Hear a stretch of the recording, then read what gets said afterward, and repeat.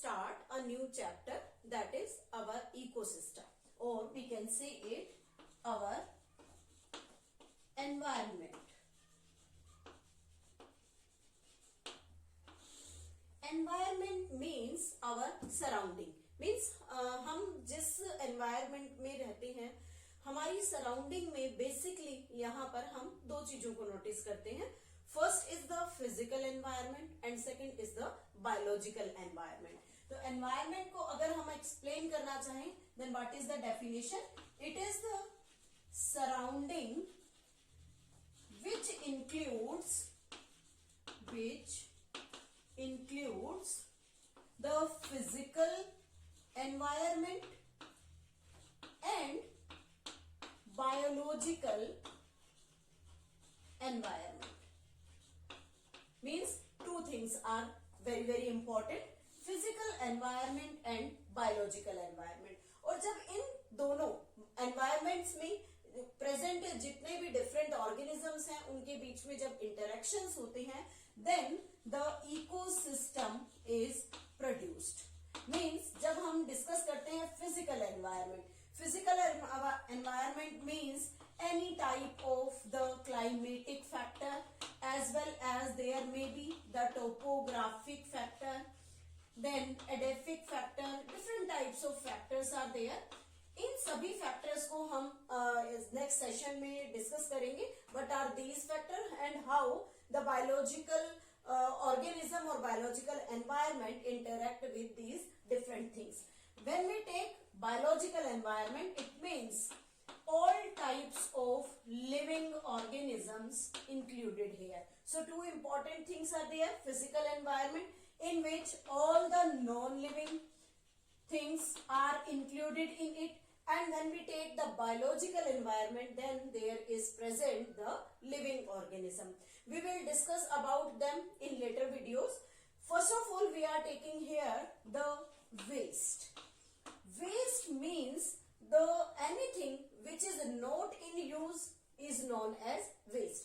Generally हम कोई भी मतलब हमारे आसपास कोई भी चीज है ऐसी जिसको हम कह देते हैं कि ये बेकार है, it is not for the further use, हम इसे दोबारा यूज नहीं करेंगे या ये नहीं हो सकती, उन सभी सब्सटेंस को हम यहाँ पर वेस्ट मानते हैं. So waste we can say the thing which is not in use, जो रेगुलर यूज में नहीं है, that is named as the waste. और वेस्ट को फिर हम यहाँ दो ग्रुप्स में क्लासिफाई करते हैं. One is named as biodegradable waste and second is non biodegradable waste. This is degradable waste. Two different types of waste generated by humans in the environment. First आता है biodegradable. Biodegradable means ऐसा waste जिसे simplest substance में convert किया जा सकता है, और यहाँ सिंपलेस्ट सब्सटेंस में उसे कन्वर्ट करने के लिए कुछ स्पेसिफिक ऑर्गेनिजम्स की रिक्वायरमेंट होगी, जिसे हम डिकम्पोजर या सैप्रोफाइट्स कहते हैं. So biodegradable waste is the waste which can be naturally degraded in simple substance by some organisms like fungi and bacteria. This is the biodegradable waste. Means जैसे for example हम यहाँ अगर कहते हैं कि हमारे आसपास सराउंडिंग में कोई डेड या डिकेइंग मैटर प्रेजेंट है, तो उस डेड और डिकेइंग मैटर का डिकम्पोजिशन होता है. इट विल स्टार्ट डिकम्पोजिंग, वो डिकम्पोज हो जाएगा, and after it's decomposition the nutrients formed and these nutrients become enters into the soil and increase the fertility of the soil. So यहाँ पर dead और decomposition हुआ और डिकम्पोजिशन पर यहाँ डिकम्पोजर्स हेल्प करते हैं.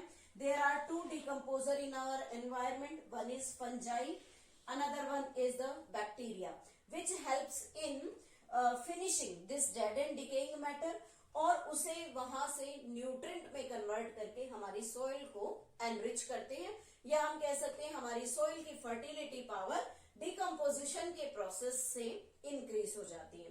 तो यहाँ बायोडिग्रेडेबल वेस्ट के बारे में हमने डिस्कस किया. Now what are the different examples of the biodegradable waste.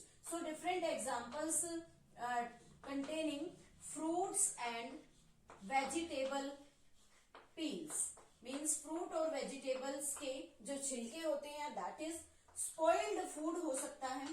spoiled food means ऐसा फूड जो खराब हो चुका है या उसमें कोई बैक्टीरियल ग्रोथ हो गई है. उसके साथ ही हम यहाँ पर पेपर ले सकते हैं. देन एनी बोन, किसी भी डेड ऑर्गेनिज्म की जो बोन्स होती हैं they are also biodegradable. So this is the biodegradable waste. Plant waste भी हम इसमें कंसीडर करेंगे, एनिमल एक्सक्रीटा या हम काउ डंग को भी यहाँ कंसीडर कर सकते हैं because all undergo the process of decomposition and forms the nutrient in the soil. Now second category of the waste is non biodegradable waste. This non biodegradable means which cannot be degraded by decomposers.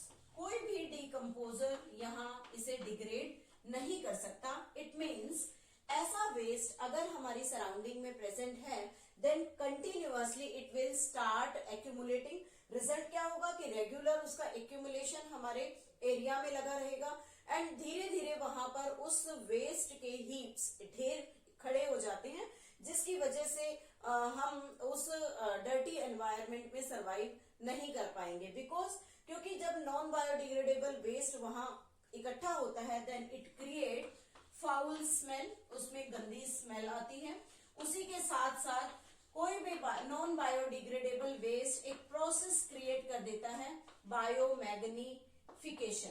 This biomagnification is most important to be discussed because many of the non biodegradable waste are used in agriculture and these waste accumulated in our food chain and cause biomagnification.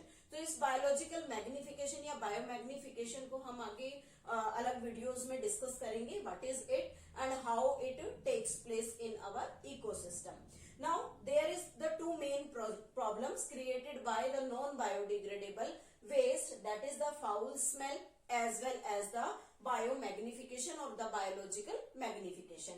Now what are the different examples of non biodegradable waste? That may be the polythene, maybe the plastic, glass and some of the metal objects.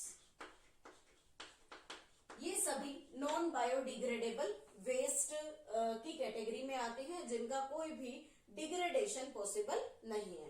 फिर problem सामने आती है कि हम इस non biodegradable waste को कैसे remove कर सकते हैं अपने एनवायरनमेंट से.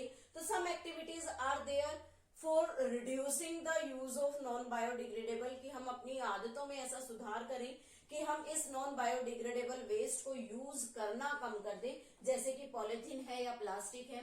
या हम ये कह सकते हैं कि अगर आप किसी ऐसे वेस्ट को यूज कर रहे हैं जिसके बिना आपका काम नहीं चल रहा है, आपको उसको रेगुलर यूज करना है, तो ऐसा कोई प्रोडक्ट होना चाहिए जिसे हम रीयूज कर सकें और रीयूज से वेस्ट का जनरेशन जो है वो कम हो जाएगा.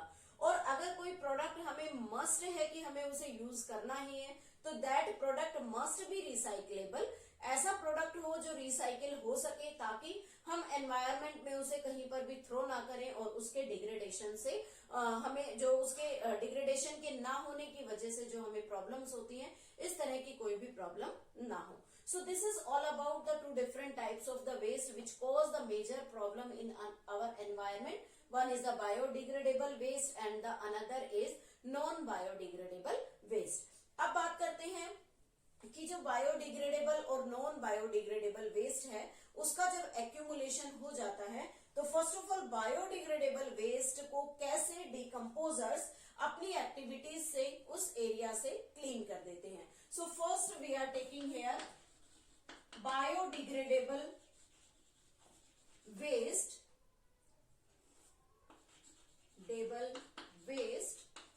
मैनेजमेंट, कि कैसे हम इस वेस्ट का मैनेजमेंट यहाँ पर कर सकते हैं. जब हम वेस्ट का मैनेजमेंट स्टार्ट करते हैं देन वन इम्पोर्टेंट थिंग हम यहाँ देखते हैं कि हमारे एनवायरमेंट में डिफरेंट टाइप्स के डीकम्पोजर्स प्रेजेंट होते हैं. डीकम्पोजर्स या आप इन्हें सैप्रोफाइट्स भी कह सकते हैं. These decomposers or the saprophytes helps in decomposition of the biodegradable waste. Decomposition में help करेंगे और decomposition में basically कैसे वो activities करते हैं. First they secrete enzyme secretion. कहाँ करेंगे enzyme को secrete? Enzyme secretion will be on dead and decaying matter. जो डेड और डिकेइंग मैटर है उस पर अपने एंजाइम्स को रिलीज कर देते हैं and these enzymes helps in conversion of these dead and decaying matter into the nutrient. और ये न्यूट्रिएंट में इसे कन्वर्ट कर देंगे then this nutrient goes into the soil so that our environment और we can say our earth must be clean due to the presence of these decomposers as well as the saprophyte. So this is the mechanism how the biological or the biodegradable waste management can be taken place in our environment. Now one important thing about the non biodegradable waste, how we can manage it. So we can manage it by our habits change. हमारी habits में अगर हम कोई specific change कर ले कि non biodegradable waste generate ही ना हो तो उस प्रोसेस से हम इसे रिमूव कर सकते हैं. इस वेस्ट को मैनेज किया जा सकता है. फॉर एग्जाम्पल रीयूज किया जाए, देन रिड्यूस. किसी भी नॉन बायोडिग्रेडेबल वेस्ट को हम रिड्यूस कर सकते हैं, अपनी एक्टिविटीज में ऐसा बदलाव करें. देन जो वेस्ट होता है उसको रिसाइकिल कर सकते हैं. तो इस तरह से जो 3 R से रिलेटेड हम यहाँ प्रॉपर्टीज यूज करते हैं, 3 R's. इन 3 R's से हमारा environment non biodegradable waste free हो सकता है और हमें इससे होने वाली प्रॉब्लम्स से एक तरह से छुटकारा मिल जाएगा. तो ऐसी जो कंडीशंस हैं इस तरह की एक्टिविटीज को हम अपने लाइफ में अगर यूज करें, अपनी हैबिट्स में अगर उन्हें डाल लें तो नॉन बायोडिग्रेडेबल वेस्ट को एक्यूमुलेशन से रोका जा सकता है. So this is all about the just an introductory way of our environment. In the next session we will discuss about ecosystem.